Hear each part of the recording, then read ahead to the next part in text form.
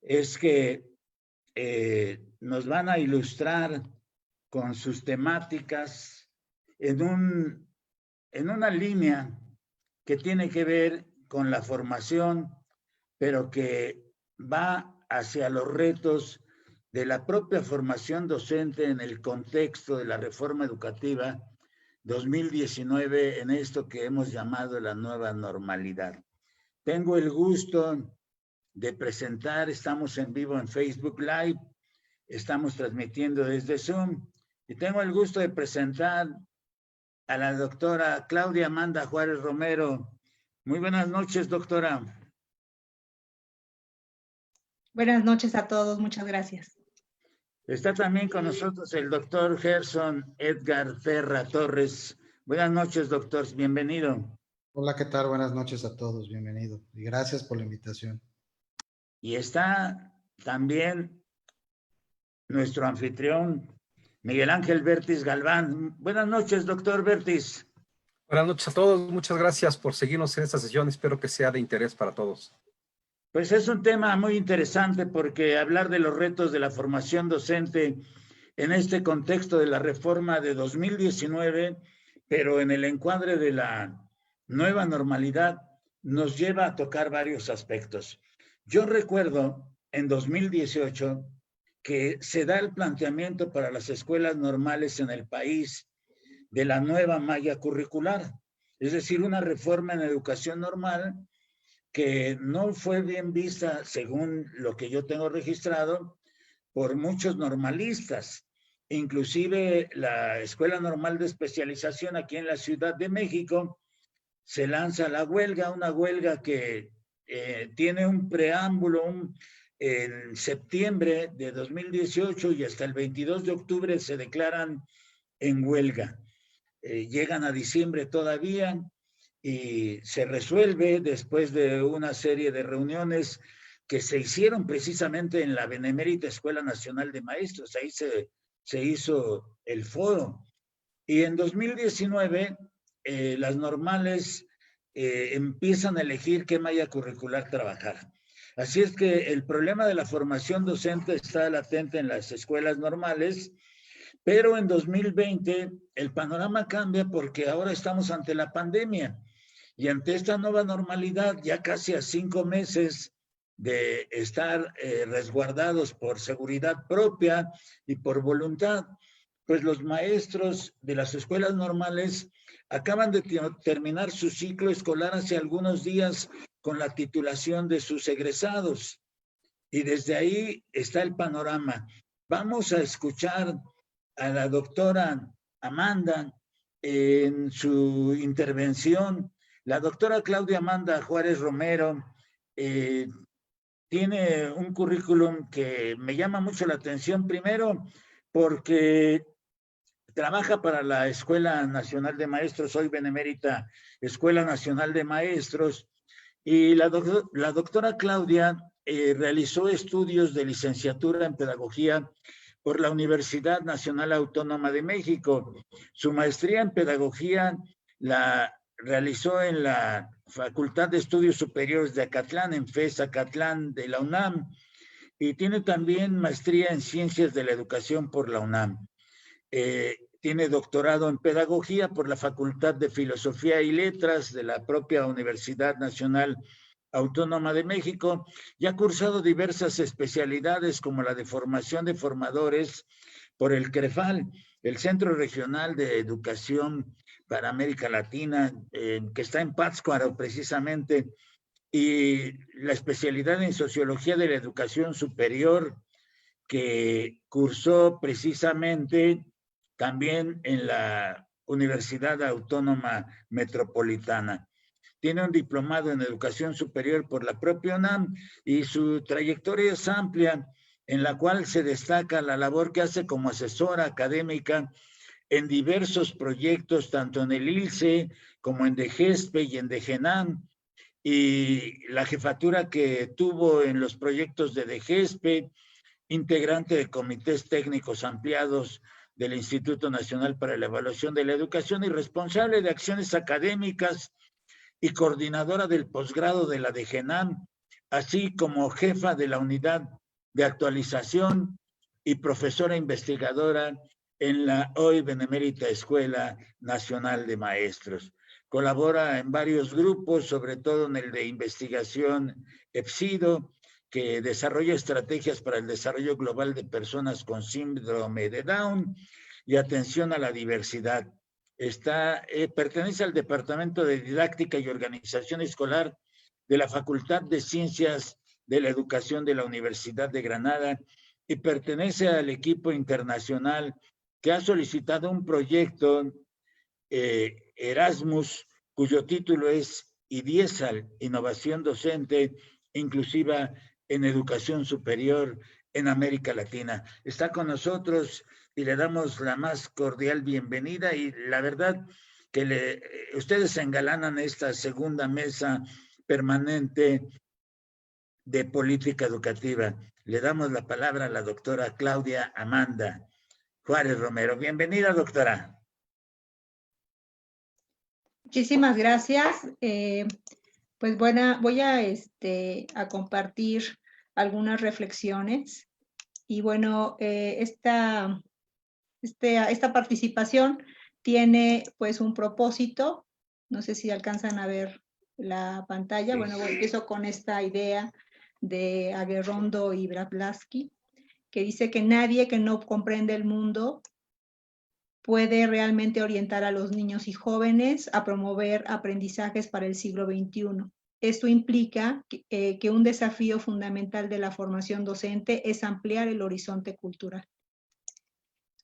Y bueno, con esta cita, pues les platico. El propósito es analizar los retos para la formación en el contexto de la reforma educativa 2019 ante la nueva normalidad, retomando las políticas educativas implementadas en periodos anteriores para vislumbrar los escenarios futuros.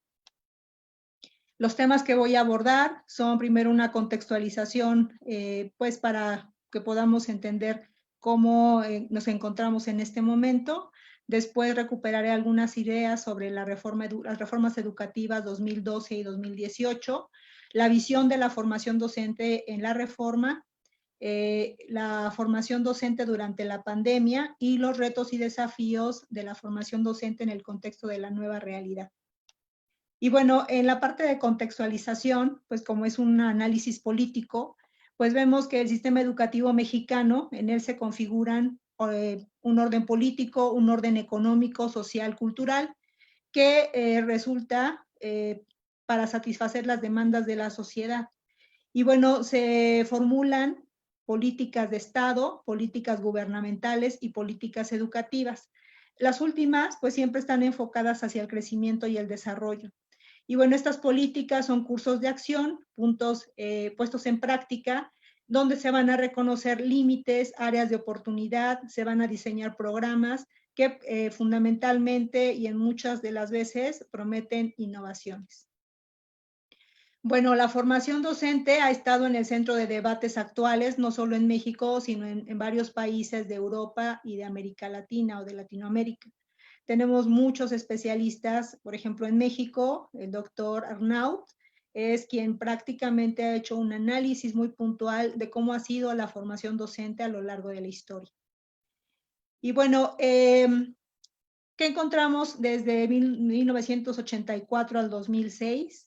Pues primeramente la integración de la educación preescolar, primaria y secundaria en un ciclo de educación básica, la reforma de profesores para educación normal, donde, bueno, pues surge en el 84 la inserción de las escuelas normales a nivel terciario, la reorganización, reestructuración y desarrollo de la educación, la formación de directivos de planteles escolares, el autoequipamiento de planteles, el apoyo económico a los comités consultivos para la descentralización educativa y el mejoramiento de la calidad de la educación bilingüe y bicultural.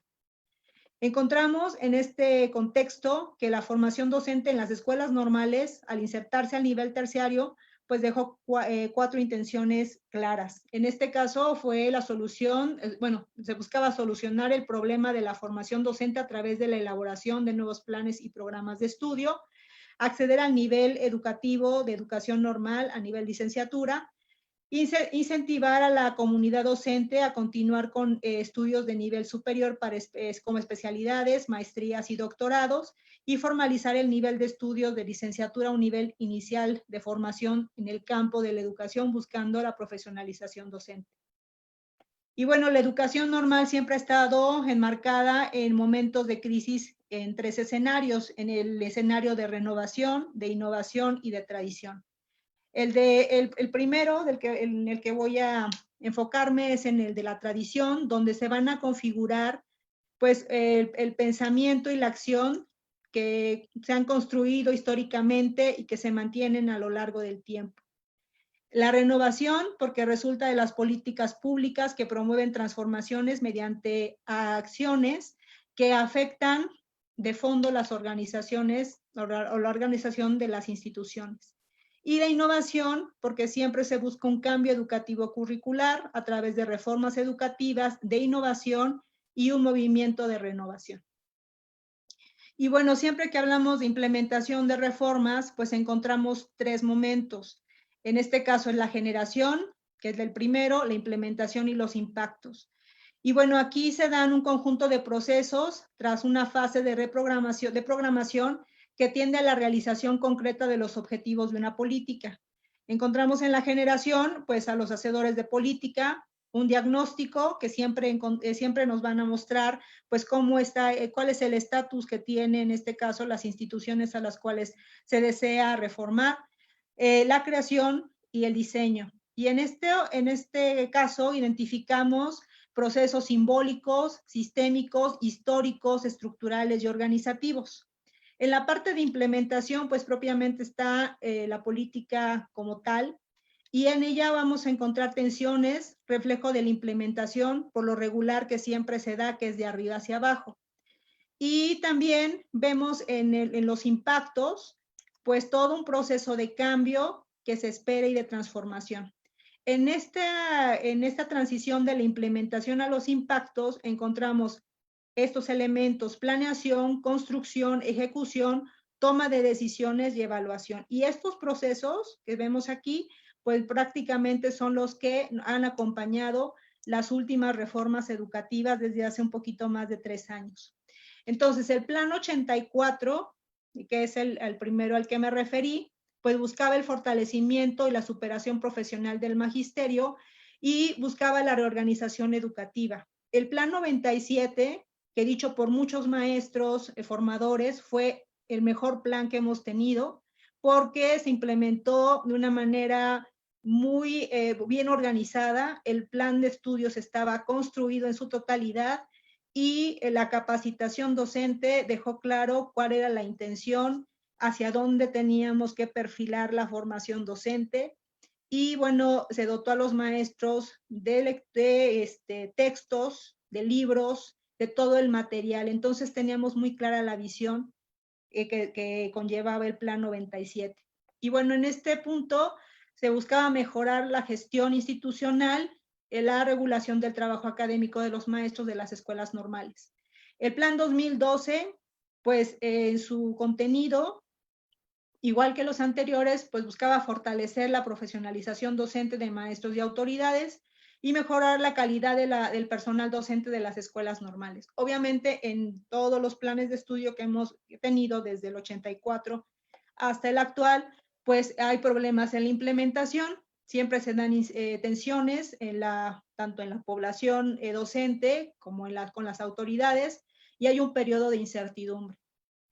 Y bueno, abordando ya el segundo punto, que es el de las reformas educativas 2012 y 18, pues vemos aquí un esquema que a mí me parece fundamental, porque vemos que las reformas educativas abordan 3 líneas.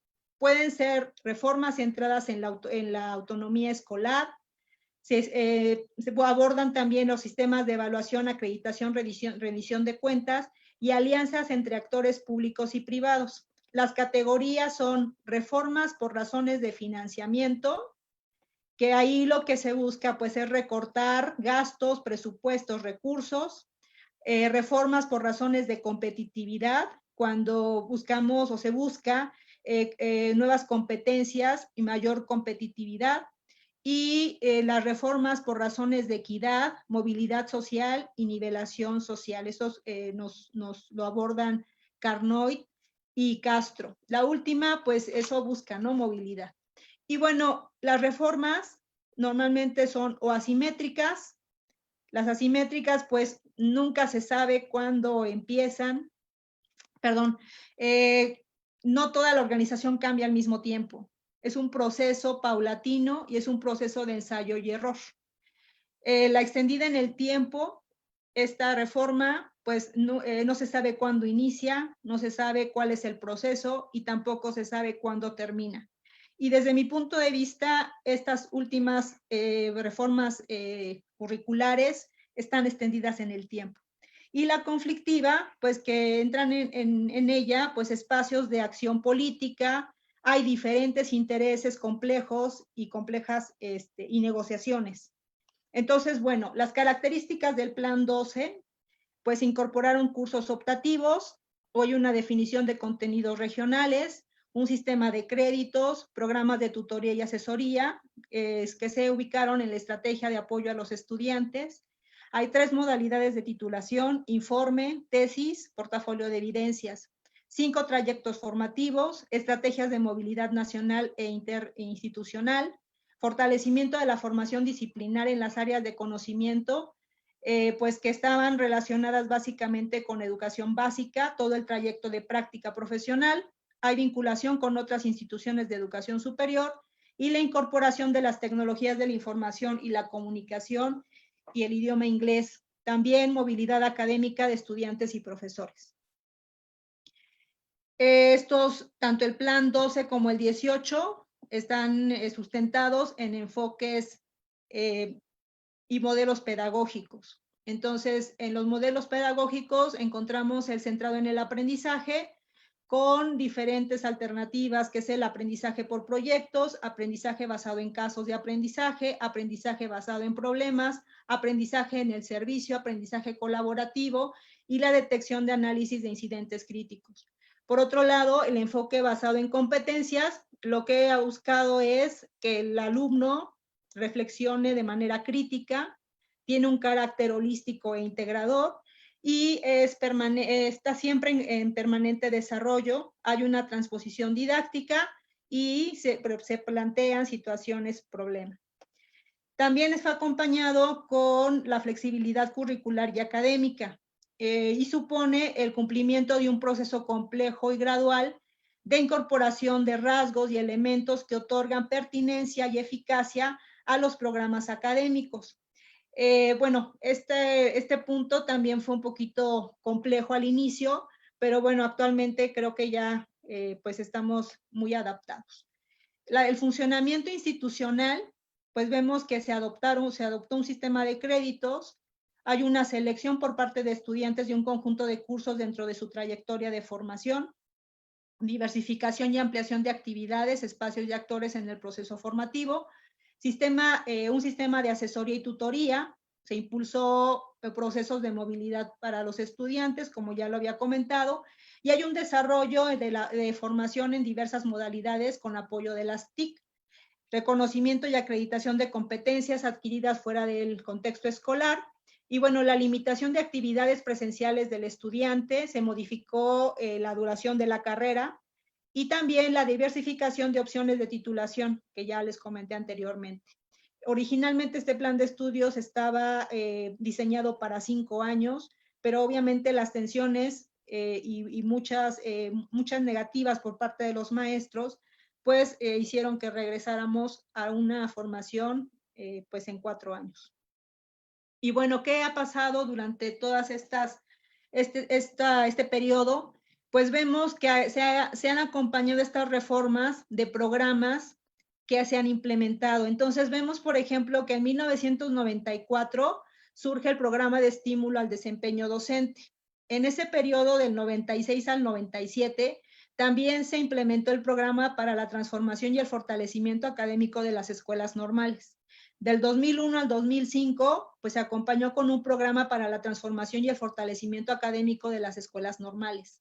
En el 2006 se impulsa el programa de mejoramiento institucional de las escuelas normales. en el 2008 se integra el Plan Estatal de Fortalecimiento de la Educación Normal, la evaluación de CIES y el Programa de Mejoramiento del Profesorado, hoy PRODEP.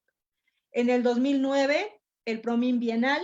En el 2012, acompañado ya de la reforma curricular, pues se crea en el 2014 el Programa de Fortalecimiento de la Calidad de las Instituciones Educativas y el Plan de Apoyo a la Calidad Educativa y a la Transformación de las Escuelas Normales, el PACTEN, que es un programa de financiamiento. Y para el Plan 18, pues encontramos también algunas estrategias y algunos programas, como el programa de fortalecimiento a la calidad educativa para el ejercicio fiscal de ese momento, la Estrategia Nacional de Mejora de las Escuelas Normales y la Estrategia de Desarrollo Institucional de las Escuelas Normales, el EDINEN, que actualmente es el que está en proceso y que abarca los ciclos escolares 2020-21 y 2021-2022. Y bueno, ¿qué pasó con la reforma curricular 2018? Pues también se visualizaron algunas estrategias, se integraron estos ejes, que fue la transformación pedagógica de acuerdo al modelo, el nuevo modelo educativo, la educación indígena e intercultural, el desarrollo de conocimientos y habilidades del idioma inglés, la profesionalización de la planta docente en las escuelas normales, las sinergias con universidades y centros de investigación y apoyo en las escuelas normales y estímulos para la excelencia. Pero también, pues, se buscó fortalecer el perfil profesional e innovar las prácticas educativas a través del aprendizaje con las tecnologías y desarrollar conocimientos. Sin embargo, a pesar de que se habla de un aprendizaje con las tecnologías, desaparece un trayecto formativo que desde mi punto de vista pues es importante. En el plan 12 teníamos 5 proyectos, trayectos formativos: formación psicopedagógica, preparación para la enseñanza y el aprendizaje, las tecnologías de la información y la comunicación y la lengua adicional, y el proyecto de práctica profesional y las optativas. Para el plan 2018, pues encontramos bases teóricas metodológicas para la enseñanza, con un total de 12 cursos, la formación para la enseñanza y el aprendizaje con un total de 20, la práctica profesional con 8 y los optativos 5. Y se habla también de la lengua adicional con los cursos de inglés, con 6 cursos. Y bueno, ¿cuáles son los problemas que se identificaron? Primero, pues la carente estrategia de capacitación en la implementación de los planes 12 y 18. Siempre hemos tenido problemas de infraestructura y equipamiento, el perfil profesional en la asignación de cursos y para el ingreso a las instituciones formadoras de docentes. Anteriormente se cuidaba muchísimo que quienes ingresaran a formar parte de las escuelas normales tuvieran un perfil afín a la educación. Actualmente, pues eso no lo tenemos, y también que tuviera pues conocimiento del ámbito en el que estamos trabajando, en este caso, educación básica. La autonomía curricular, que ya el maestro aquí les comentaba en el 18, que bueno, simplemente consistió en que cada escuela normal decidiera con qué plan de estudios podía continuar, esto en la licenciatura en educación preescolar y en educación primaria. Y en las últimas reformas curriculares, los planes de estudio se van diseñando sobre la marcha. Hay falta de continuidad en los programas y las estrategias, y hay un carente liderazgo por parte de las autoridades educativas y los equipos directivos en la toma de decisiones. Y bueno, las funciones sustantivas en las escuelas normales, conocemos bien: docencia, investigación, difusión de la cultura. En la docencia, pues vemos que hay contadas escuelas que promovieron nuevas formas de participación y de trabajo colegiado. En la investigación, pues vemos ausente normatividad que regula el trabajo académico acorde con las exigencias de la institución de educación superior dedicada a la formación de profesores. Y bueno, la difusión y de la cultura, pues las formas tradicionales de organización y gestión de los planteles sufrieron modificaciones mínimas. Y bueno, la visión de la formación en esta nueva reforma del 2019. El marco normativo, pues está primeramente el Plan Nacional de Desarrollo. Nos encontramos en el eje general 2, que es política social, donde se plantea pues política y gobierno hacia una democracia participativa y se busca garantizar empleo, educación, salud y bienestar.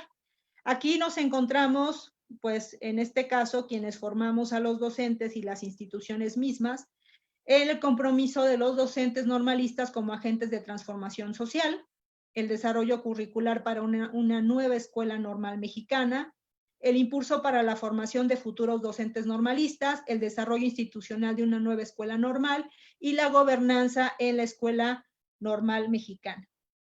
Se sustenta en la Constitución Política de los Estados Unidos Mexicanos, artículo 3, 25, 35, 36, 40, y en la Ley General de Educación, los artículos 22, 28 y 96, así como el programa sectorial.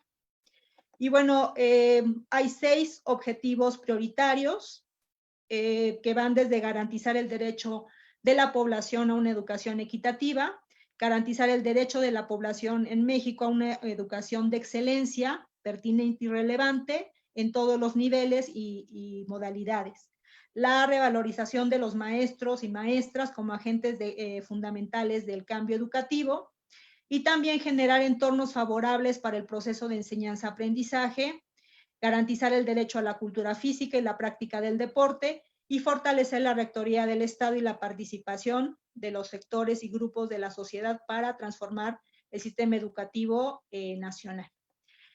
Todos los objetivos del programa sectorial tienen alguna incidencia con la formación docente. Sin embargo, pues para esta tarde, pues sería muy complicado abarcar todos, dado el tiempo. Entonces, yo me enfoqué específicamente en el objetivo 3, que es revalorizar a los maestros y maestras como agentes fundamentales del proceso educativo.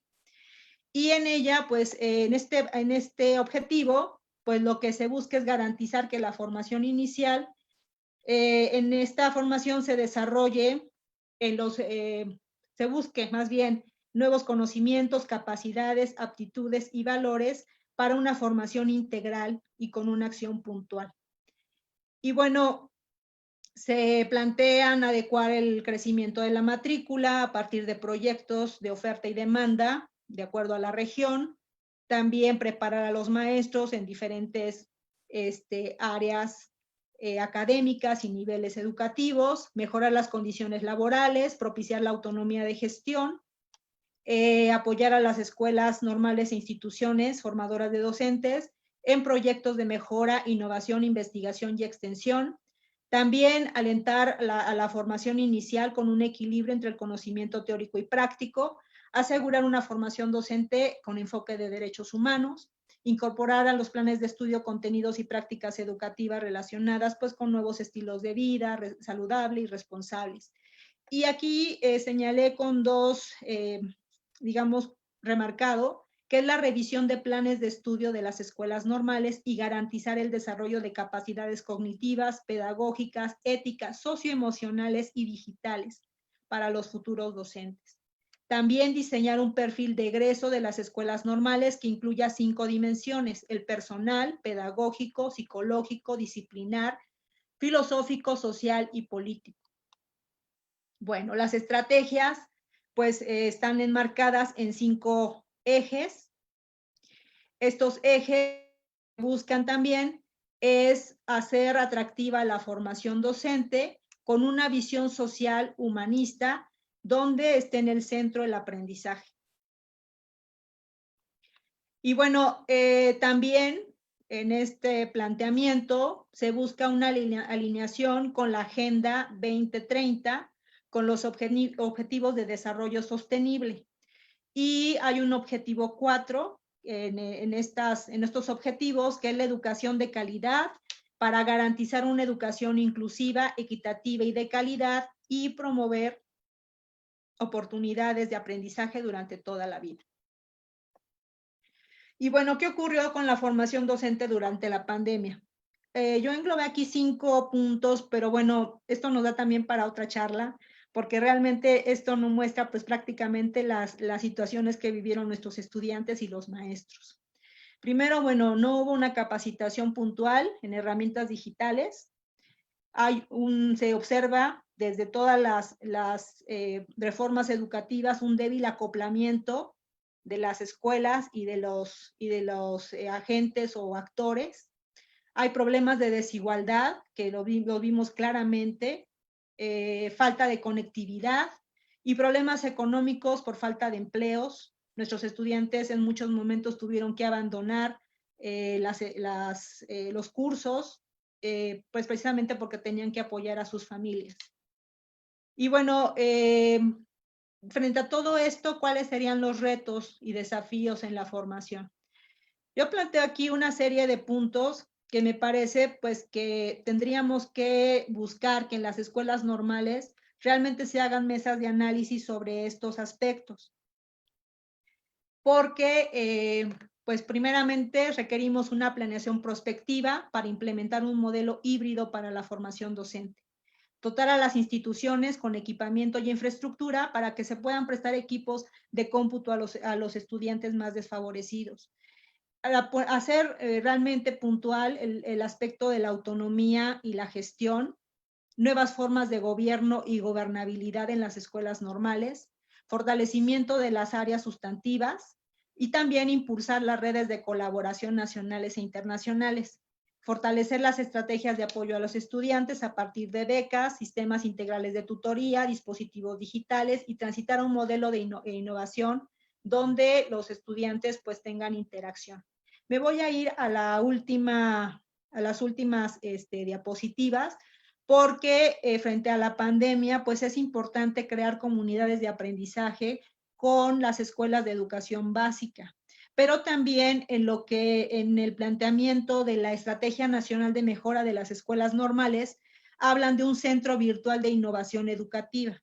Entonces, si realmente esta es una intención del actual gobierno, pues desde las escuelas normales se podrán implementar laboratorios especializados para que los estudiantes de alguna manera también hagan otras aportaciones. En este momento en el que tenemos una nueva estructura para el inicio de clase, donde se van a apoyar de televisoras, pues no nos encontramos nosotros ni siquiera en alguna intención para acercarnos a poder trabajar y apoyar a los maestros de educación básica, pero sobre todo también para hacer presencia y aportar lo que nosotros sabemos hacer desde las escuelas normales. Y bueno, cierro aquí porque el tiempo se me terminó. Y bueno, alguna otra idea la comentamos después.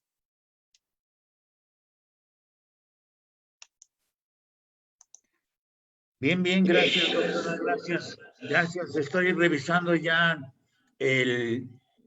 los comentarios que van haciendo en los grupos y le vamos a ceder la palabra al doctor Gerson hasta por 15 minutos para que haga su exposición. Y si me permiten, antes de que hable el doctor Bertis, puedo revisar comentarios, porque ya hay comentarios, ¿sí? Y ya nos están viendo. En el país se ha distribuido ya unas 120 veces esta transmisión.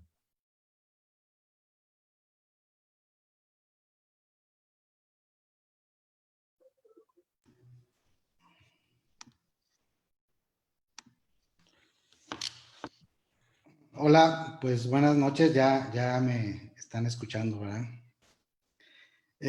Bueno, vamos a tratar de realizar un diálogo más que una presentación. Es con base en mi experiencia, igual que la doctora Amanda. Bueno, pues yo más que retos, yo lo veo como escenarios posibles y deseables acerca de la formación docente en el contexto de la reforma educativa y la nueva normalidad. Mi contenido está dividido de la misma forma en 3 grandes rubros. Uno que tiene que ver con la formación docente, en las políticas que están permeando esta formación, el contexto de la reforma educativa y la nueva normalidad a partir del COVID-19. Entonces vamos a iniciar con algunos antecedentes bueno, que hablan que la formación docente en nuestro país, en México, se da primordialmente en el contexto de las escuelas normales. Así ha sido desde hace muchos años, y las cuales han sido sujetas a una serie de cambios trascendentales en los últimos 30 años. Aquí les quiero mostrar cómo las políticas han estado de forma paralela transitando desde 1993 hasta el año 2018-2019. Es importante recalcar que, bueno, las escuelas normales han transitado por 3 transiciones políticas en el año 2000 con el gobierno de Vicente Fox, en la segunda transición en el 2012 y actualmente la que estamos viviendo a partir del 2018. Esto ha traído algunas consecuencias, como son la ubicación administrativa que norma la regulación de las escuelas normales. Hasta el año 2002, las escuelas normales pertenecían a la Subsecretaría de Educación Básica y a la Dirección General de Normatividad.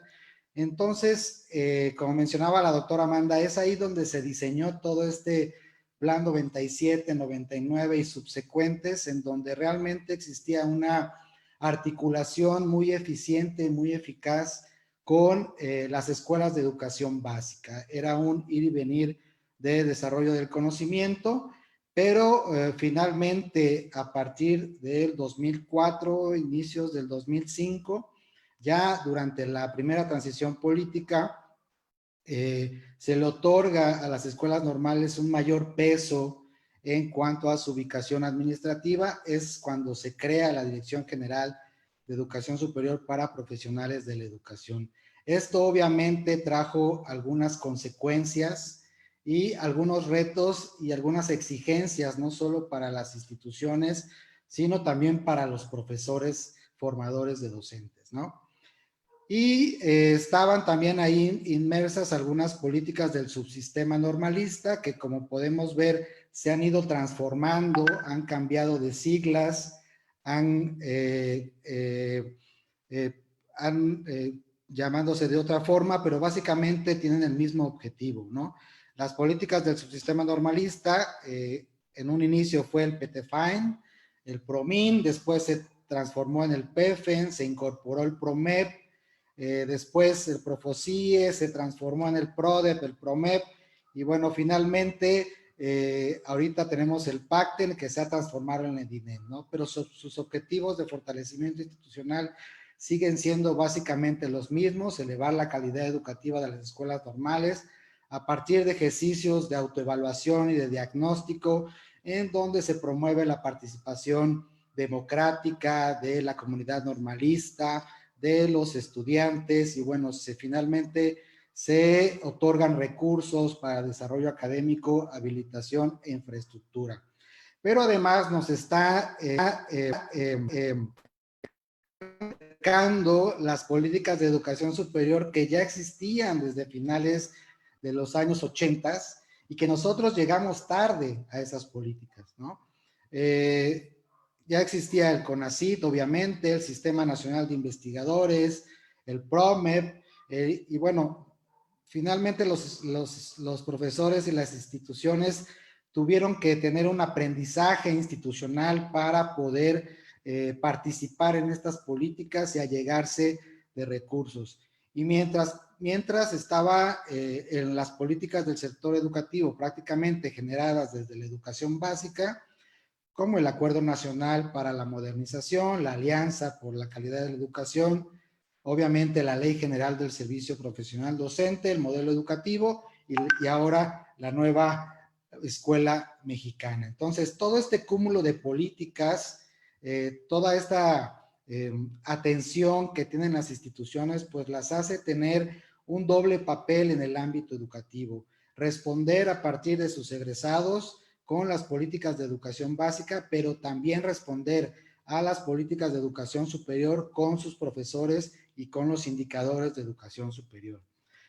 Entonces, bueno, pues tenemos que la formación docente obviamente está permeada por un marco normativo regulatorio Y desde el artículo 3º constitucional, y no es de ahora, y es desde hace muchos años, se considera una profesión de Estado, ¿no?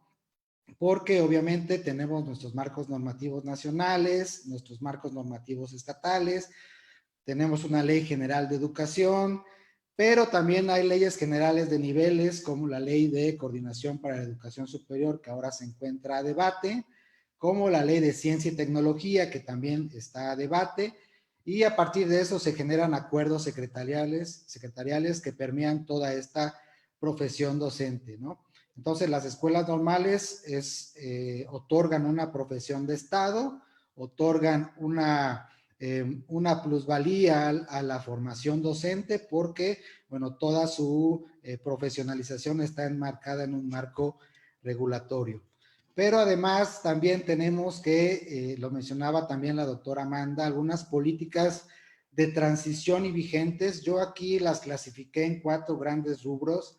Aquellas políticas que hablan sobre el fortalecimiento estudiantil o atención a estudiantes, algunos que tienen que ver con aseguramiento de la calidad de los programas educativos, de superación académica y de recursos para el desarrollo institucional. Y bueno, yo las clasifiqué en vigentes, porque bueno, tenemos algunas políticas vigentes de superación académica, como la incorporación del PROMEP, que ahora se llama PRODEP, tenemos de fortalecimiento institucional, como es la planeación prospectiva a través del PEFEN, desde el 2004-2005, y ahora pues el EDINET, ¿no? Aquí sí quiero recuperar algo que, bueno, las políticas de transición en las escuelas normales, por ejemplo, el PROMEP, el PRODEP, surgen el PROMEP en el 1996 en el ámbito universitario, y bueno, llega a partir de 2008-2009 a las escuelas normales, ¿no? Aunque en el papel y en el acuerdo y en las reglas de operación sus objetivos son prácticamente los mismos, su operación se ha concretado de manera distinta, ¿sí? En las escuelas normales. Por ejemplo, las escuelas normales no tienen un recurso financiero para otorgar becas de posgrado, para el reconocimiento al perfil deseable, para redes de colaboración, y solamente lo que nosotros obtenemos como profesores es una acreditación plasmada en un papel, en un dictamen, que bueno, que eso nos sirve a nosotros para valorar nuestro trabajo académico.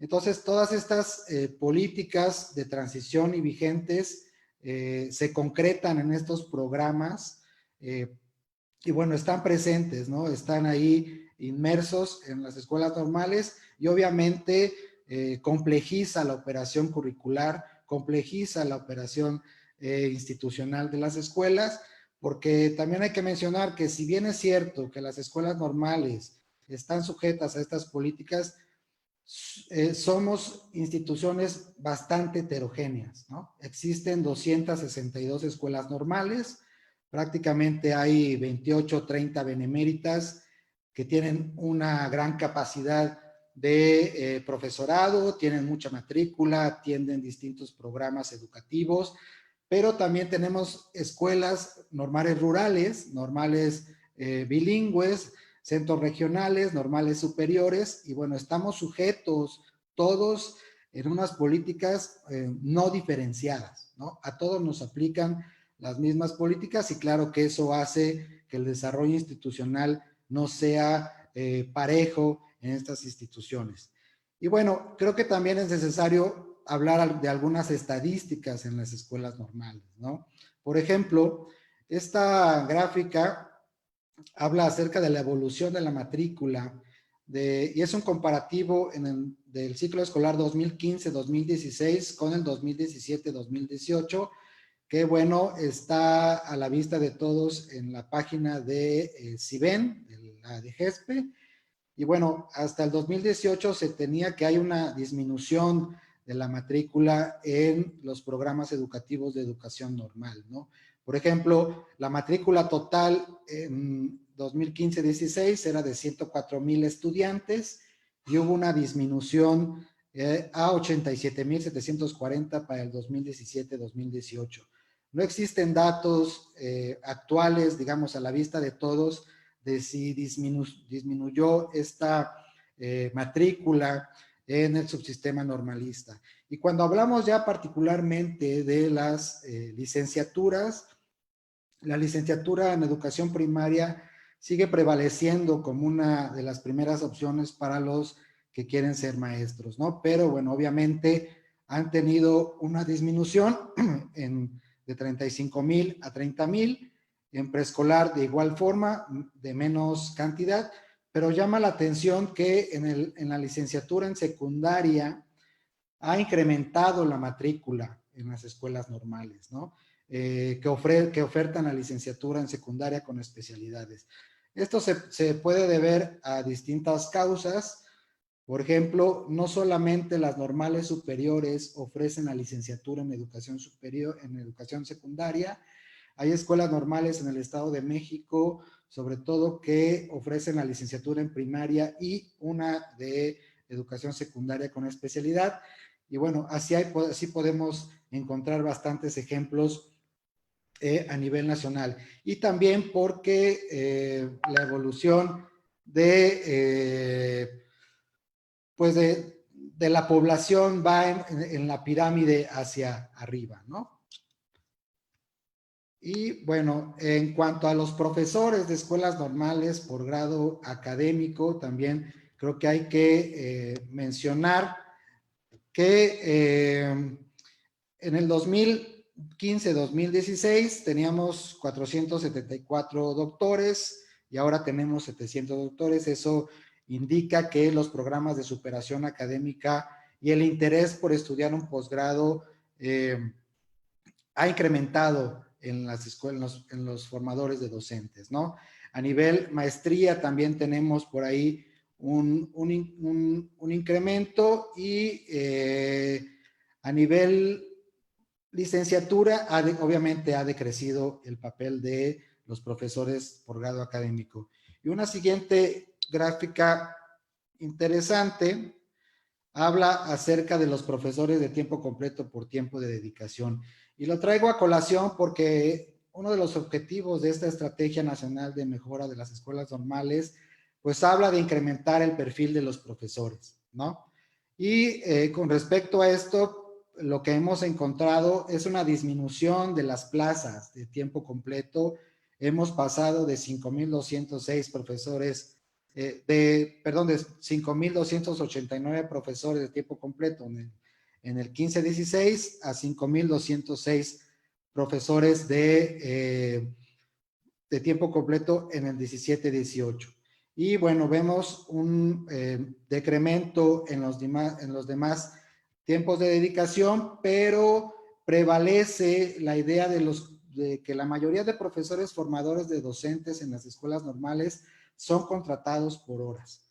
Es decir, pareciera que hay un paralelismo con lo que pasa en el sistema universitario, en donde la mayor carga académica está en los profesores de contratación de horas. Esto nos lleva a pues visualizar algunos efectos en cuanto a la formación docente. La disminución de la matrícula ha disminuido 16% de manera general en el país. La matrícula se concentra en 3 licenciaturas, que es primaria, preescolar y secundaria. Existe una disminución de profesores formadores y bueno, toda esta contratación, creación, cancelación de plazas depende de la Secretaría de Hacienda y Crédito Público. Pareciera que existe una pulverización de las plazas de tiempo completo para transformarlas en profesores de medio tiempo o de 3/4 de tiempo o de horas. Pero, sin embargo, se ha incrementado la habilitación docente, existen más doctores y creo que habría que hacer un análisis más exhaustivo en cuanto a esa cantidad de tiempos completos, qué correlación existe en cuanto a profesores que en el nivel de doctorado. Y bueno, lo anterior no necesariamente demuestra que la formación inicial sea mejor, sino que se cumplen algunos indicadores de educación superior más doctores, más maestros, mejores indicadores de educación superior, ¿no? Y lo que comentaba se asemeja a otros subsistemas en cuanto a que los profesores se concentran en profesores por horas. Bien, el contexto de la reforma educativa ya mencionó la doctora Amanda, bueno, cómo estamos con mayor preámbulo esto. Y bueno, nada más voy a mencionar que teníamos que en el 2012, 2018 se vivió un régimen centrado en la evaluación de profesores con miras, así yo lo veo, a la exclusión. No necesariamente pasó, pero sí se permeaba todo esto del ingreso, la permanencia y promoción de profesores de educación básica.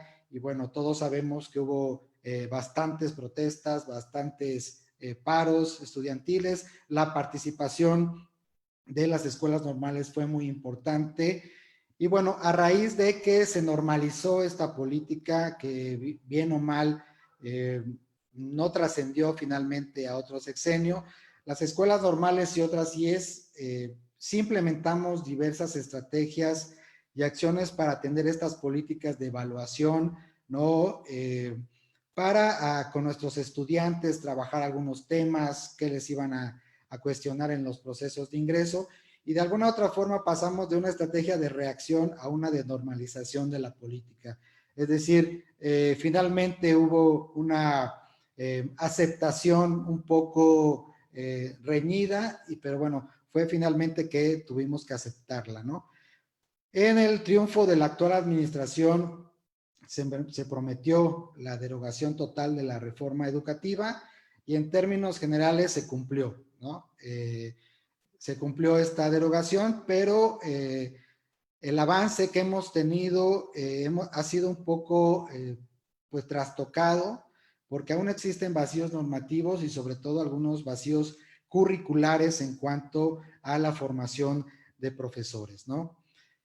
Y algo que hay que destacar es que existen pocas evidencias sobre el papel de la reforma educativa anterior, estoy hablando de la 2012-2018, porque, bueno, finalmente los estudios de egresados de las escuelas normales han sido iniciativas institucionales que es necesario compartir. Es decir, no tenemos certeza de finalmente todos estos procesos de ingreso, permanencia y promoción han sido benéficos para las escuelas normales.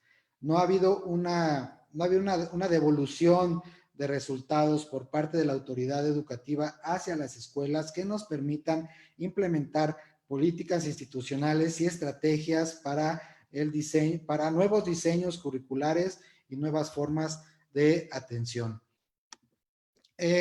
También hay que mencionar, bueno, en el contexto de la reforma educativa, bueno, la cancelación o eliminación del INE, que tenía cosas buenas, pero también tuvo cosas malas, ¿no? Y la transición hacia la Comisión Nacional de Mejora Educativa.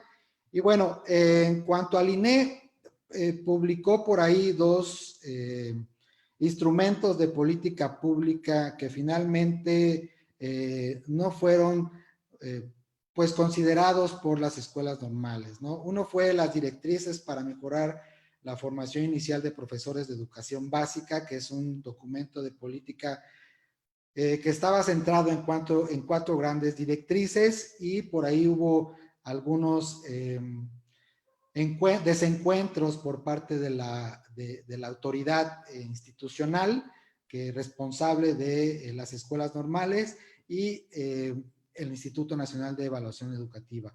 También publicó una política de evaluación de profesores de educación básica, en donde, bueno, se planteaban algunas estrategias de evaluación y obviamente algo interesante que, bueno, sí ha sido tomado en cuenta por las escuelas normales, fueron los perfiles, criterios, indicadores para el ingreso, permanencia y promoción de profesores de educación básica, ¿no?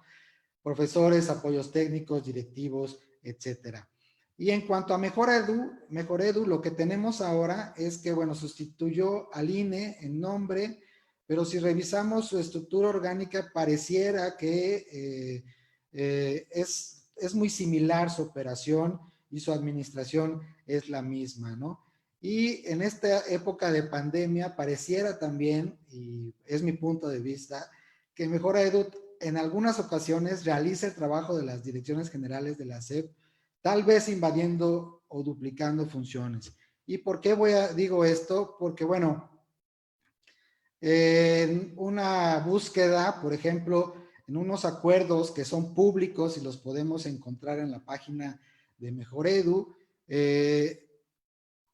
ellos han diseñado y planteado algunos talleres que, bueno, son para fortalecer el papel de la formación docente y sobre todo la formación continua en tiempos de pandemia, ¿no? Son talleres que aprueba el Consejo Directivo, bueno, más bien la sesión extraordinaria de la Junta Directiva del Mejora Edu. Y bueno, yo la pregunta que lanzo aquí es, bueno, si la de GESPE o en su caso Educación Básica han implementado acciones similares en cuanto a responder a estos procesos de pandemia y procesos emergentes que son necesarios en esta época que estamos viviendo, ¿no? Este acuerdo es público y lo pueden encontrar ahí en la página de Mejora Edu. Y ya hablando un poco acerca del contexto de la reforma educativa en las escuelas normales,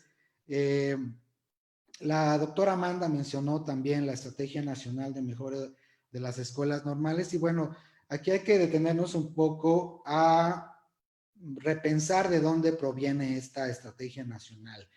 A inicio de 2019 se convocó a un Congreso Nacional para la Transformación y Fortalecimiento de las Escuelas Normales, que bueno, en donde tenía varios niveles, había varios niveles de participación, un nivel nacional, obviamente, un nivel institucional y un nivel estatal, ¿no?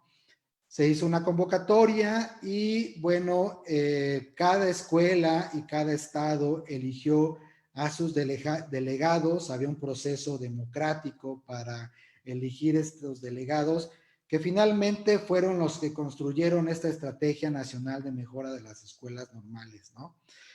Y bueno, si ustedes, es un documento público de igual forma, y bueno, representa la visión heterogénea de todos estos formadores de docentes que participaron en 3 reuniones nacionales, la última me parece que fue en Baja California, antes de la pandemia, y bueno, se establecieron algunas estrategias para concretar esta Estrategia Nacional de Mejora de las Escuelas Normales.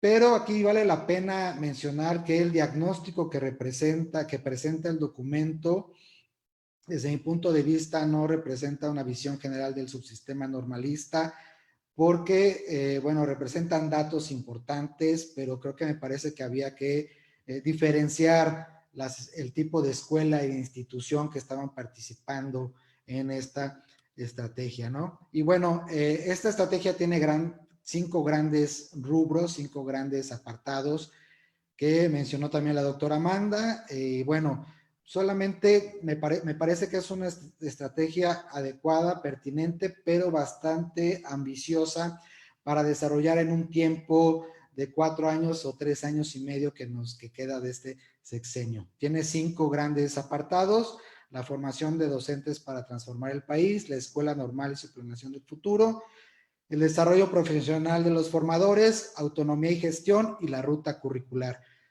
¿Y por qué digo que es bastante ambiciosa? Porque, bueno, si ustedes revisan en uno de los documentos, ya algunas de las estrategias, algunas de las líneas de acción, habla, por ejemplo, de robustecer la oferta educativa en el campo de la educación, pero, bueno, no habla precisamente de buscar o de encontrar nuevas licenciaturas, ¿no? Nuevas tendencias que puedan satisfacer al estudiantado que va a ingresar a las escuelas normales, ¿no? Y yo la pregunta que lanzo ahí, ¿cuáles serían los escenarios actuales para atender estos marcos curriculares, ¿no?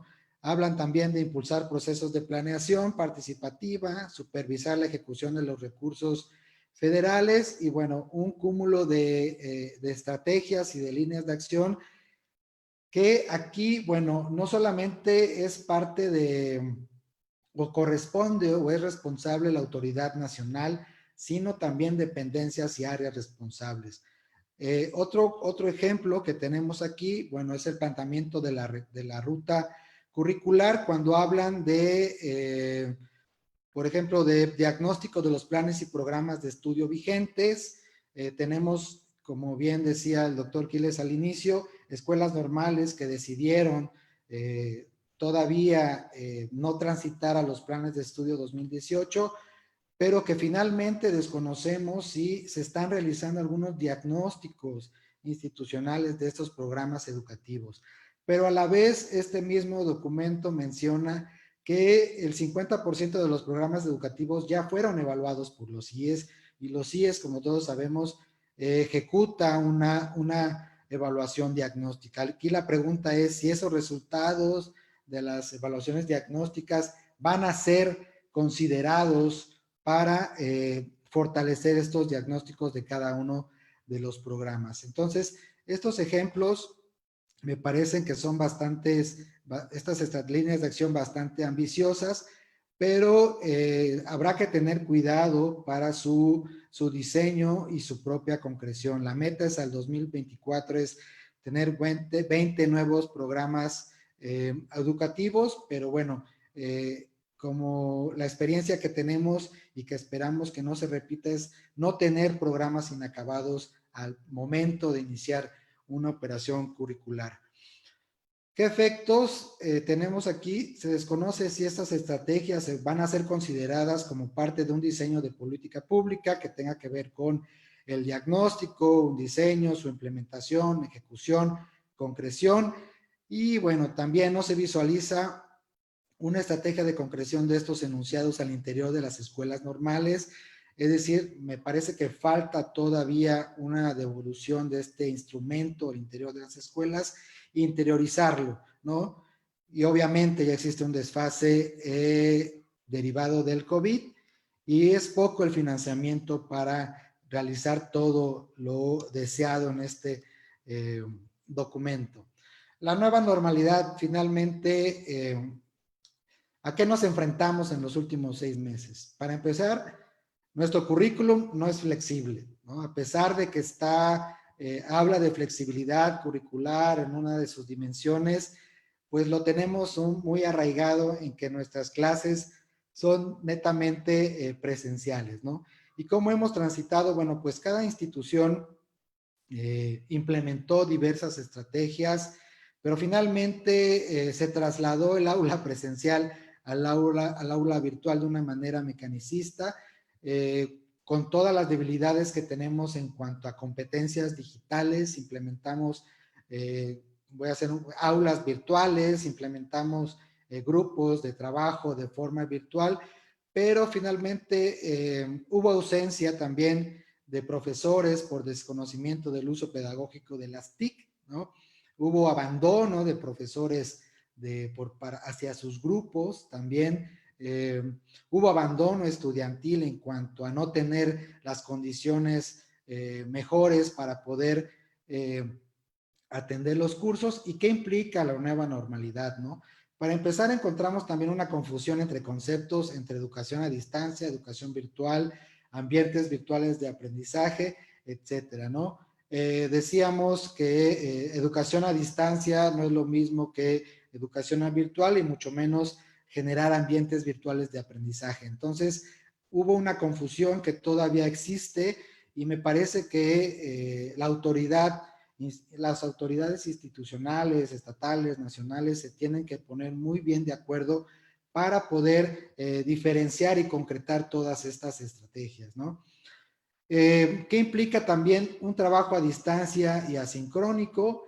Algunas instituciones han considerado la educación híbrida, ¿no? El blended learning, que habla acerca de tener sesiones presenciales con pocos alumnos y además de actividades virtuales, pero también vamos a tener mayor capacitación y actualización de profesores en cuanto al uso pedagógico de las tecnologías de la información, conocimiento y de acceso al conocimiento, ¿no? Porque, bueno, sí es cierto que manejamos redes sociales, desconocemos un poco acerca del uso pedagógico de las TIC Y luego este currículum no flexible, ¿cómo podemos trasladarlo a un ámbito de ambiente virtual de aprendizaje? Pero también el contexto de los estudiantes normalistas es muy diverso, ¿no? Encontramos todos estos estudiantes que tienen acceso a redes sociales, tienen acceso a una computadora, a la televisión, pero también tenemos estudiantes que no cuentan ni siquiera con un teléfono celular, ni siquiera con un equipo de cómputo. Entonces, para ellos es donde tenemos que enfocar nuestras potencialidades, ¿no?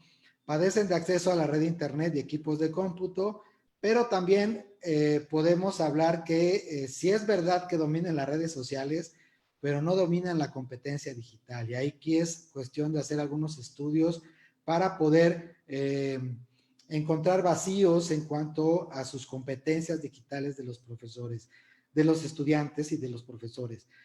Por ejemplo, un estudio realizado en el contexto de la escuela normal que pertenezco, en cuanto al uso de la tecnología, encontramos que el plan y programa, el curso de tecnologías de la información que fue eliminado de la malla curricular de 2018, sí planteaba algún desarrollo de competencia digital, ¿no? Desconocemos por qué la decisión de haberlo quitado de las mallas 2018, pero esperemos que para las nuevas mallas curriculares sea una vez de nueva cuenta integrado. Y bueno, algunos escenarios sobre formación docente, bueno, podemos hablar de consolidar el diseño de los planes y programas de estudio, hacerlo más abarcativo, más democrático, ampliar la oferta educativa tomando en cuenta las nuevas tendencias disciplinares, es decir, mayor inversión en procesos de incorporación de la tecnología, una licenciatura en educación rural, una licenciatura en escuelas multigrado. Por ahí, hace 15 días más o menos, el secretario anunció que las universidades van a dar formación inicial. Bueno, hay que recordar que la licenciatura en educación inicial, que está actualmente autorizada por la DGESPE, se diseñó en un trabajo interinstitucional con la Normal de Puebla, el BINE específicamente, y que, bueno, y Yucatán me parece, y creo que es necesario recuperar esa experiencia, ¿no? En cuanto a la reforma de educación normal, y que creo que también es tema de otro debate, hay que considerar en el diseño de los planes y programas de estudio algunos modelos tecnopedagógicos, ¿no? Que incluyan el contenido disciplinar, el pedagógico y el tecnológico. Y estoy hablando del modelo TIPAC. Por ahí hay muchas investigaciones que hablan de cómo incluir este modelo en cuanto a dominio de contenido, en cuanto al dominio pedagógico y en cuanto al dominio tecnológico de profesores y de estudiantes, ¿no? Sobre políticas diversificadas, me parece que es necesario diseñar algunas políticas que tomen en cuenta las edades de las escuelas normales y sus propios contextos, ¿no? Lo que puede incentivar el crecimiento institucional de formación docente y, ¿por qué no tomar en cuenta la existencia de los centros de investigación de formación docente, que tenemos varios en el país, en donde ellos, además de formar profesores, también atienden la función sustantiva de la investigación, ¿no? Y con respecto a la normalidad, yo tengo dos preguntas, más no propuestas, sino dudas. ¿En dónde quedaron todas las estrategias implementadas por los profesores y estudiantes normalistas en cuanto a poder atender estas nuevas normalidades? ¿Y por qué no se recuperaron para el diseño de una estrategia más adecuada y más ad hoc para el escenario normalista? Me parece que son 4 escenarios que pueden dar mucho de qué hablar. Y bueno, yo aquí termino ahí están las fuentes de consulta. Con mucho gusto les puedo compartir la presentación. Y aquí termino mi intervención. Y bueno, pues muchas gracias. Gracias, doctor. Gracias, muy amable. Muy amable. Bien, pues vamos a ceder la palabra al doctor Miguel Ángel Vértiz. Por favor, si es tan amable, doctor Vértiz. Sí, muchas gracias. Pues, bueno, muy impresionado yo con las exposiciones de nuestros invitados. Yo realmente no sé si pueda decir algo muy valioso. Quisiera empezar mandando algunos saludos y leyendo algunos comentarios que tenemos de los que nos mandaron previamente a la sesión. Yo quiero saludar de forma muy cariñosa primero a Camila García, también a Eric Juárez, él es editor de la revista Educarnos, él nos está viendo en este momento, le mando un cariñoso saludo también. Al doctor Oscar Lozano, a mí me da mucho gusto saludarlo, no solamente porque fuimos correligionarios en el doctorado, sino porque actualmente es el rector de la Universidad Autónoma Metropolitana Unidad Azcapotzalco, de donde yo egresé muy orgullosamente. Y bueno, pues nos mandó un mensaje de muy bien este proyecto. Quiero entonces dar lectura a algunos comentarios para que también nuestros invitados puedan hacer alguna reflexión sobre lo que nos están diciendo. Bueno, aquí tengo a Fabio Fuentes Navarro del estado de Veracruz. Él pregunta, ¿qué escenario tendencial vislumbran acerca de la relación entre la autoridad educativa y el papel de los gremios, particularmente en cuanto a la rectoría del Estado en la educación? También tenemos a Pablo Fernández Rangel de la Ciudad de México. Él nos dice, la pandemia desnudó la carencia del sistema educativo nacional. Sería conveniente considerar la multiculturalidad de los alumnos y los contextos en los que se preparan, buscando que la nueva normalidad no margine a los de siempre, tratando de lograr la mayor equidad dentro de la gran diversidad. Pues muchas gracias, Pablo Rangel. Te mando un saludo. Él fue alumno de nosotros ahí en la UPN, en la maestría en desarrollo educativo. Tenemos aquí también a Enrique Bolaños Rodríguez, también de la Ciudad de México. Él dice, la historia a partir de la vida independiente de nuestra nación hasta la fecha actual no se ha proyectado un plan educativo de largo plazo. Todos han sido por periodos sexenales a corto plazo. Esto nos causa muchos problemas a los docentes, con tantos cambios educativos que desafortunadamente los educandos son los únicos perjudicados, y me refiero en todos los niveles educativos. Entonces mi pregunta es, ¿hasta cuándo se proyectará un plan educativo de largo plazo para preparar ciudadanos no solo para esta nación, sino para un ciudadano para el mundo? Gracias. Bien, tenemos también el comentario o la pregunta de Evangelina Cuenca del estado de Hidalgo. Ella nos pregunta ¿cuál es su opinión sobre la educación sexual en la formación docente? Tengo también aquí una participación de Juan de Dios Loza. Él pregunta, me parece muy importante su pregunta, ¿por qué la política educativa ha descuidado la formación docente para maestros multigrado? Bien, ahora sí, en los 2 o 3 minutos que todavía me quedan, quisiera hacer o poner sobre la mesa una reflexión, o más bien un par de reflexiones. Uno, a mí me parece que la reforma constitucional, artículo 3 de 2019, la nueva Ley General de Educación y bueno, toda esta, el plan de desarrollo nacional y el plan sectorial de educación, con todos los elementos de programas que han venido acompañando, tiene una agenda muy profunda de transformación en el ámbito del discurso.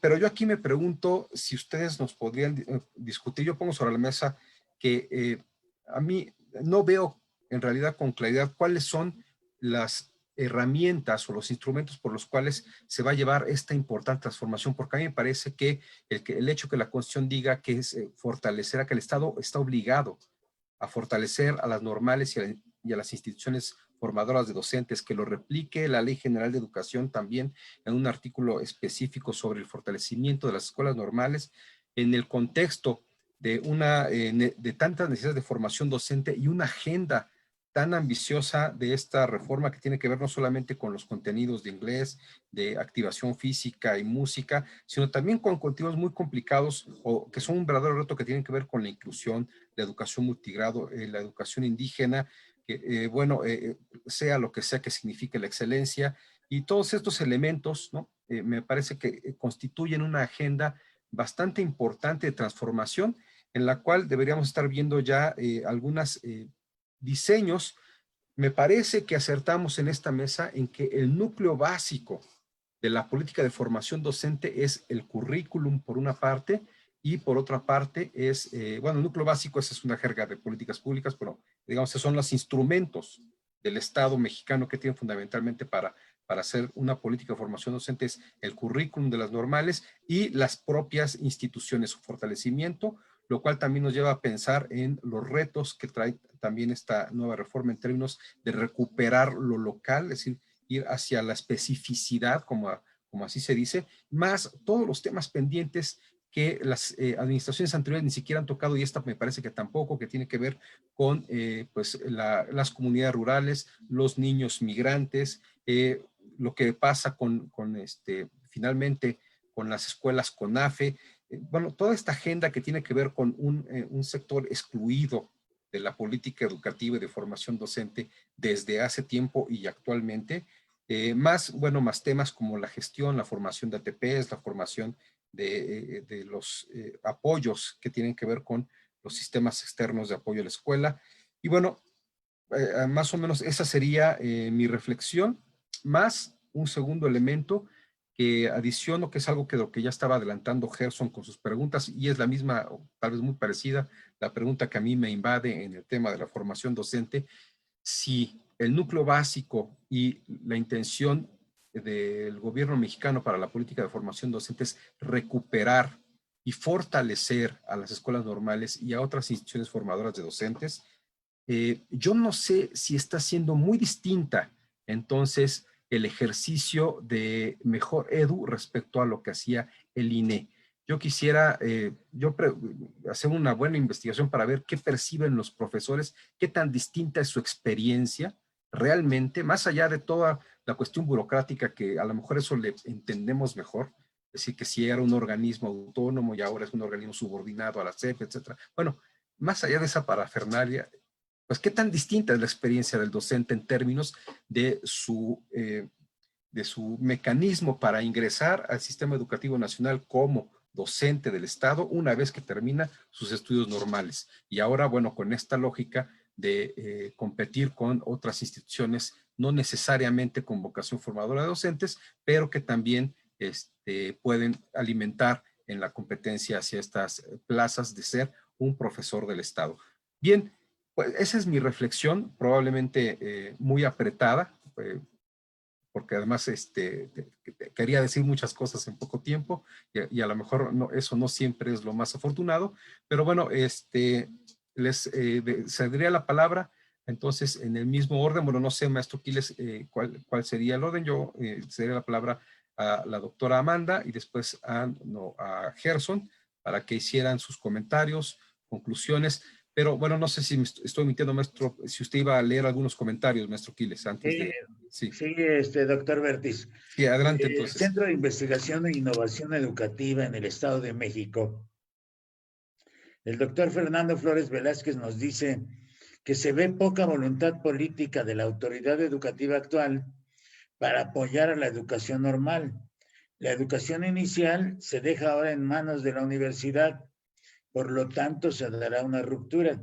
Esta aspiración de articulación y vertebración de niveles nuevamente no se logrará. Y entiendo que es una directora, dice, directora de educación primaria, dice que considera que se ha logrado esa profesionalización docente a partir del cambio a nivel de licenciatura. Dicen también de Jalisco, muy buen tema, felicitaciones. Si se hiciera un estudio sociológico, ¿cuáles serían las características de nuestra sociedad derivada de cada una de los diferentes, debe decir, de los diferentes planes y programas de estudio? Y hay preguntas en ese tipo, hay felicitaciones. Hay una intervención también de una supervisora escolar. Dice, en época de pandemia se perdió la posibilidad de realizar prácticas en las escuelas por parte de los maestros en formación. ¿Cuál será la estrategia para fortalecer su formación práctica? ¿Qué se necesita para incrementar la matrícula del alumnado en las escuelas normales? Ya que en las escuelas de nivel básico faltan maestros. Ya es una constante la falta de maestros. Y hacen preguntas como, ¿ha beneficiado la existencia de 3 diferentes modalidades de titulación, a diferencia de cuando solo existía una. Y hay felicitaciones también, por supuesto, hay agradecimientos, hay saludos, y hay quien dice: apenas tengo 2 años trabajando con multigrado y es decepcionante el escaso acompañamiento que hay para los docentes, sin mencionar la falta de materiales para niños. Bueno, esto es comentario de escuelas multigrado.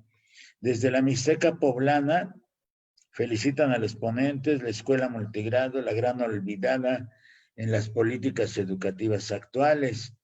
Y desde Santo Tomás de los Plátanos, en el Estado de México, ¿por qué la política educativa ha descuidado la formación docente para maestros multigrado? Y felicitaciones también. Y en general, así van las publicaciones que han hecho los maestros. Gracias, doctor Bertis. Entonces, tiene la palabra la doctora Amanda, por favor. Bueno, pues es difícil el poder responder a tanta pregunta tan interesante. Voy a tomar algunas, por ejemplo, en la parte de las organizaciones gremiales, pues realmente ahorita están desdibujadas, no hay contrapesos y bueno, es obviamente lo que está causando pues es que no tengamos, por ejemplo, algo que alguien o un organismo que nos respalde en diferentes situaciones. Por ejemplo, en algunas instituciones de educación superior, las organizaciones gremiales en ese contrapeso juegan un papel importante. Y en el caso de las escuelas normales, pues desafortunadamente desde hace mucho tiempo no se vislumbra así. Entonces, por eso vemos irregularidades para el ingreso de profesores a las escuelas normales. A veces hay hay negociaciones y eso no le beneficia en nada a nuestras instituciones. En el caso, por ejemplo, de los planes de estudio, es una gran debilidad el hecho de no tener concluido los planes una vez que inician las reformas. Entonces, por eso yo hablaba de esas reformas extendidas en el tiempo. Se alargan y entonces resulta que pues prácticamente cuando va a concluir el sexenio ya tienen planteado otra reforma curricular. A mí me llama mucho la atención que dentro de los 5 ejes rectores que se plantean en la Estrategia Nacional de Mejora de las Escuelas Normales, pues la meta exclusivamente es llegar al 2024 atendiendo todas esos rubros o esas líneas de acción que están planteadas en estos ejes rectores. El problema es pues las dependencias que están a cargo, porque yo lo que he visto en los últimas, sobre todo en el último plan de estudios es pues está desdibujada la autoridad educativa.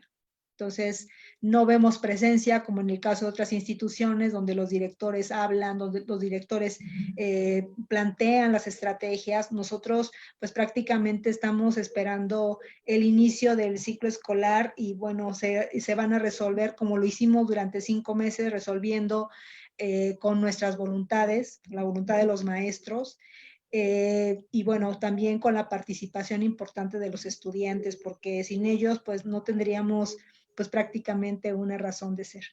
Y la otra situación que también es claramente que las escuelas multigrado no hay un fortalecimiento, una estrategia que impacte a todas estas escuelas. Entonces, si sigue la misma línea que en sexenios anteriores, que ya casi al terminar, pues salen a la luz las reformas, los acuerdos y demás, pues no creo que esto cambie o beneficie la formación docente. Y además, bueno, veo también un doble discurso. Por un lado, hay un planteamiento en todos los documentos oficiales en contra de ciertas estrategias que se implementaron en tiempo pasado, pero pues en lo que establece la estrategia nacional, pues ahí hay varios también vacíos y varias cuestiones que yo creo que son temas de análisis en todas las escuelas normales, porque, por ejemplo, el hecho de hablar de gobernabilidad y de autonomía, pues eso implica una reorganización completa de las instituciones. Y pues pareciera que eso es lo último en lo que están preocupados, ¿no? Entonces, bueno, ya hasta aquí terminaría mi participación. Le agradecemos, doctora, muchas gracias. Muy amable por su participación, muy clara también. Y hay, pues también puede haber las contradicciones propias, porque yo recuerdo todavía cuando las escuelas normales elaboraban los planes y programas de estudio. Es decir, que esta parte de la identidad profesional, más el uso exagerado de la palabra docente, ha ido rezagando y echando atrás esta identidad profesional. Esa es una idea que yo tengo. Yo creo que hay tres grandes problemas. Uno de práctica docente, ¿sí? Es decir, ¿quiénes están formando a los maestros? El otro problema es de identidad profesional. Tal vez estos dos problemas se puedan resolver, pero hay un tercer problema que es difícil también, el de identidad sindical, porque en el seno de las normales también se mueve mucho esta parte de la organización sindical a favor o en contra, institucional o disidente o tercer grupo. Esos son problemas que también vemos desde afuera sin estar en las normales. Y quiero comentar para los maestros que nos están viendo, porque sí nos están viendo profesores, que el doctor Gerson Edgar Ferra, él es profesor de tiempo completo e integrante del cuerpo académico Políticas Públicas y Evaluación Educativa en la Benemérita Escuela Normal Veracruzana. Por eso al principio decíamos que tenemos representantes de dos instituciones, aunque se hace a título personal la participación aquí en esta mesa permanente de política educativa, pero pues trabajan en instituciones prestigiadas también, y la Repsamen pues es una institución histórica como la Benemérita Escuela Nacional de Maestros, y el doctor Gerson es catedrático de la licenciatura en Educación Primaria, de la maestría también en Innovación en Educación Básica y de la maestría en Competencias Profesionales en la Educación Física en la Unidad de Estudios de Posgrado. Y hay reconocimientos que se hacen a los maestros. El maestro es reconocimiento al perfil deseable en tres momentos diferentes, en 2014, 2017, 2020, el Programa para el Desarrollo Profesional, y becario en distintas líneas también, inclusive por el Consejo Nacional de Ciencia y Tecnología en el doctorado interinstitucional de Sistemas y Ambientes Educativos con la Benemérita Universidad Autónoma de Puebla, y es maestro en educación con énfasis en administración educativa, entre otras líneas y actividades que ha desempeñado en su formación y en su trabajo profesional.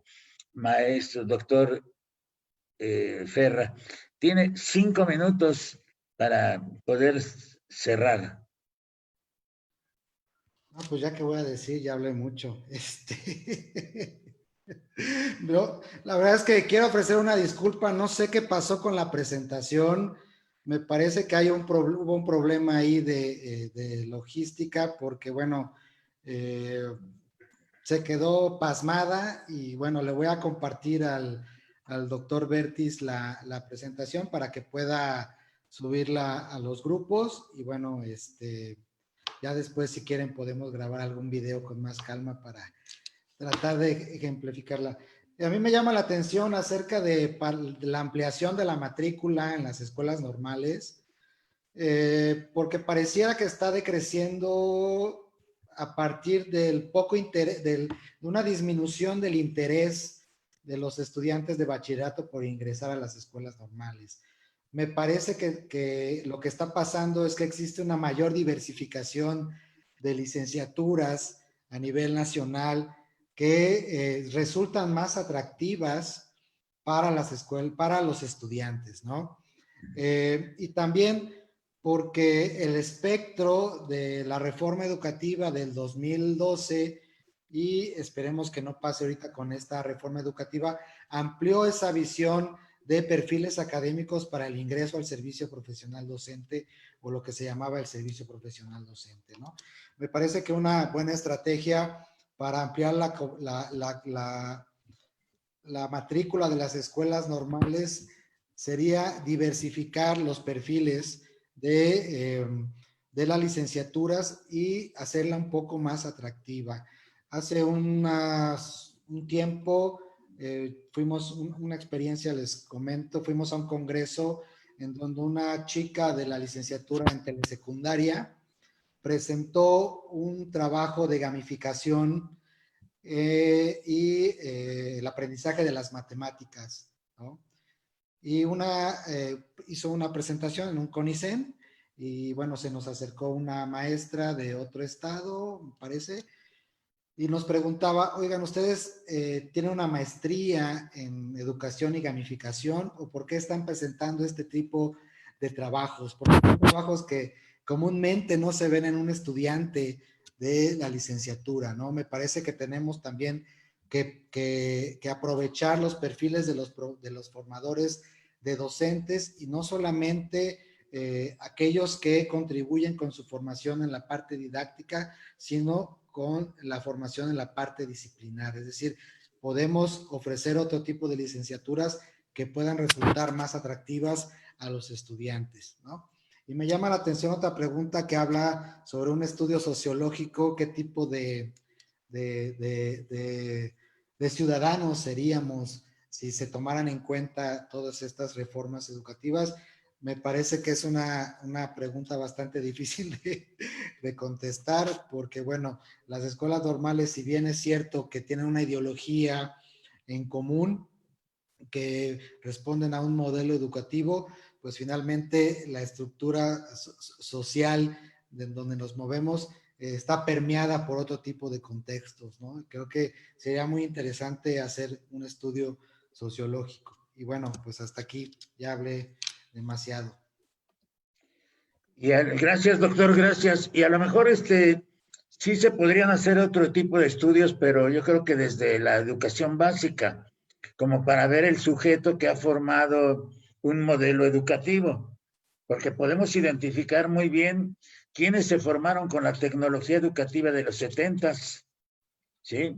La ausencia del civismo, el cambio de la letra script, el trabajo en equipos exagerado, o sea, ese tipo de cosas que sí podemos ver cómo han aprendido a leer los sujetos, quienes aprendieron con método global de análisis estructural, quienes aprendieron con Paco el Chato, ¿sí? Es decir, cómo han ido aprendiendo.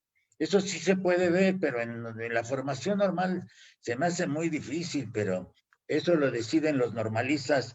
Doctor Miguel Ángel Vértiz, por favor, para cerrar esta emisión segunda, porque dentro de 8 días tenemos un tema interesante, nuevos retos para los sujetos educativos, padres de familia, docentes y educandos, con el doctor Alejandro Ortiz Cirilo y el maestro Esteban Rodríguez Bustos en la mesa número 3, mesa permanente de política educativa. Doctor, por favor. Sí, muchas gracias. Pues bueno, agradecer nuevamente a todos los que nos están siguiendo en este proyecto que buscamos llevar los temas de la política educativa a la mayor cantidad de profesores que estén interesados. Agradecer a la doctora Claudia Amanda Juárez, al doctor Gerson Edgar Ferra, por su participación, que bueno, pues con mucho interés ellos han hecho un esfuerzo por venir a pues transmitirnos en pocos minutos un conocimiento que bueno han forjado en pues muchas horas, muchos años de estudio, de investigación y de preparación, lo cual pues yo les agradezco profundamente. Bueno, pues los invitamos a seguir en esta mesa de política educativa. En la siguiente semana tendremos a 2 invitados igualmente de buen nivel. Alejandro es de la Universidad Autónoma del Estado de Morelos, es un profesor investigador en el campo de la educación, experto en los temas de familia, educación, y también vamos a tener a un invitado que es de la FES Aragón. Él también es un experto en temas de sociología de la educación, es sociólogo de la educación, y pues bueno, vamos a hablar de estos temas que también son importantes, sobre todo ahora. Y bueno, quiero cerrar la reflexión con Ya no dio tiempo es algo que se me quedó en el tintero, como muchas cosas se nos quedan, pero creo que a todos los profesores nos conviene reflexionar, pues la formación continua no es también una política de formación de docentes, y hoy más importante porque posiblemente deberíamos estar pensando algo que no se ha hablado desde la política educativa, en pues la formación para la resiliencia. Una pedagogía de la resiliencia es algo que a mí me parece inevitable, una responsabilidad inevitable para los formadores y para las escuelas en los siguientes meses. Bien, pues con esto cierro. Agradezco, no antes sin preguntar a mis colegas invitados si tuvieran algo más que decir, y si no, pues maestro, es todo por hoy, por mí. Pues muchas gracias a todos.